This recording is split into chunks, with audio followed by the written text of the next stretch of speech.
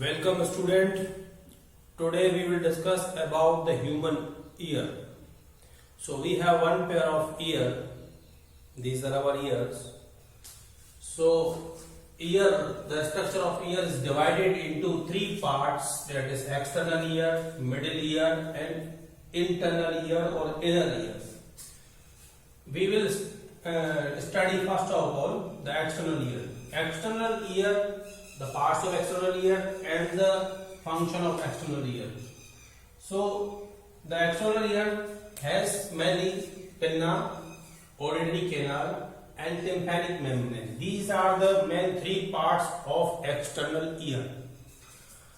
Pinna, these external pinna are made up of cartilage. These are our cartilaginous structure. They are called pinna. Their main function, the function of pinna is to receive the sound waves, sound signals. So we have the big pinna, big flap, and they are irregular because whenever we hear the sound, we have not to change the direction of our face to hear the sound, because sound can be received from any direction. But in case of eye, if we want to see the object which is our back side, we have to move our head back side. But in case of ear, we can hear the sound from all the directions. So the pinna, and the second part is auditory canal. Auditory canal, it is a tube-like structure that carries the sound waves towards the middle ear. Auditory canal is having, you can see some glands. These are called sebaceous glands. Sebaceous glands, its main function is to secrete sebum, or some sweat glands are there. Their function is to secrete some sweat. Their main function of this sebum and the sweat to kill the germs, bacteria which are coming along with the sound waves, that will be trapped and that will be killed by this substance which is released by these glands. Second function of this fluid is to prevent the entry of dust particles into the middle ear. Then the third part of the external ear is tympanic membrane. Tympanic membrane is present at the junction of the middle ear and the external ear. This junction is called tympanic membrane. Tympanic membrane, the outer surface which is facing towards the external ear, that is made up of skin, that is thick one, and the inner one surface is made up of thinner skin. Tympanic membrane, after tympanic membrane, the second part of the ear, that is middle ear, start. Middle ear mainly made up of ear ossicles. These three structures are called ear ossicles. Ossicles are like bone-like structures. So we have three bones in our ear ossicles or in our middle ear. The first one is malleus, and the second one is incus, and the third one is stapes. Three bones are there, and of them the stapes is the smallest bone in the human body. So we can learn these three bones, the names by short form MIS, MIS, or you can learn the other name of these bones by remembering this short form HAS. Malleus is like hammer shaped, and incus is like anvil shaped, and this stapes is like strip shaped. These are three tools we use, or we see these tools in our daily life. These are resembling to these three type of tools because their shape and the structure is something like that. Their main function is to amplify the sound waves intensity.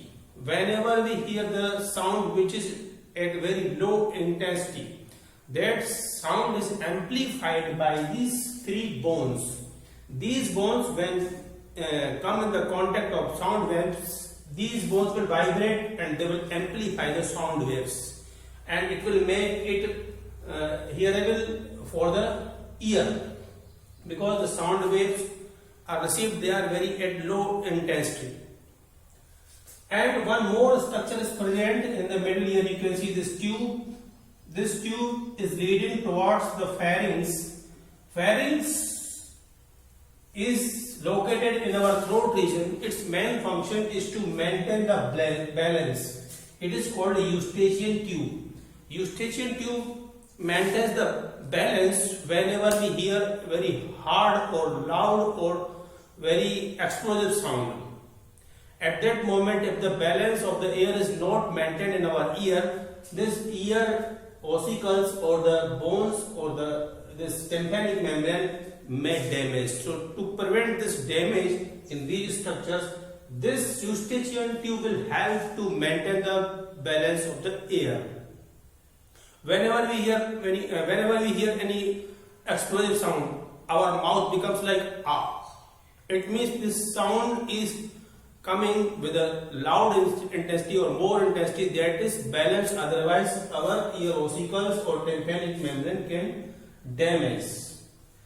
Now this stapes is having two end, you can see the one end and the second end, they form, or from here the internal ear start, these two part of the bones or two end of the bone form a window that is called oval window.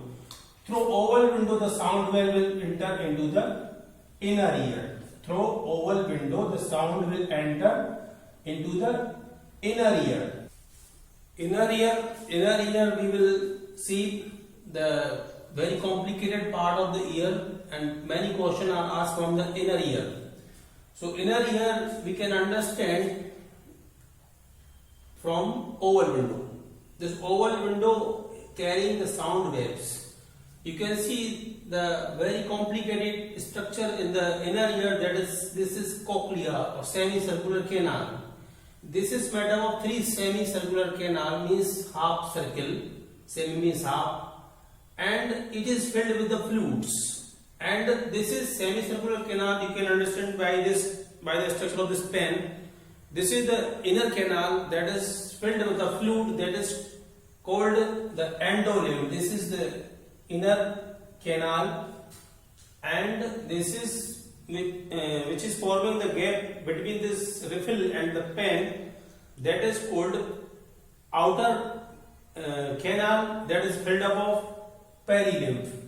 This endolimb has a fluid-like substance in which one substance is present, that is called otolith. Otolith are responsible for carrying the sound signals. Whenever any sound waves come in this endolimb, these particles start vibrating and they create a signal for the this semicircular canal or cochlea. So otolith is made up of calcium carbonate. So we can see this pen and the refill, one cavity is developed inside this refill and one cavity is developed between this pen and this refill. So there are two cavities, one cavity that is inside one and another is outer cavity, and which are filled up of perilymph and endolimb. If we take the cross section of this semicircular canal, these semicircular canals are located at the right angle in different planes. In three planes they are located or situated at a right angle or 90 degree of angle, and this swollen part of this semicircular canal is called ampulla. Two more structures are called uticulus and sacculus. These together they are called vestibule. Vestibule has two structures, that is called uticula and sacculus. If we take the cross section of this semicircular canal, we will see this type of structure. So there are three membrane or three layers, that is called vestibular layer, cochlear layer and tympanic layer, or they form canal, that is called vestibular canal, cochlear canal and tympanic canal. One membrane, that is called basilar membrane, this is basilar membrane, it is having the organ of Corti, which help to hear the sound, or it is also called organ of hearing. Mechanism of this ear, the sound waves are received by this axial pinna, they travel through this auditory canal. If any dust particle germs are present, they are trapped by these glands which are located on the inner layer of the auditory canal. Then they travel into this is ear ossicle. They intensify or amplify the sound waves. Then they travel into the inner ear. From inner ear is also called membranous labyrinth.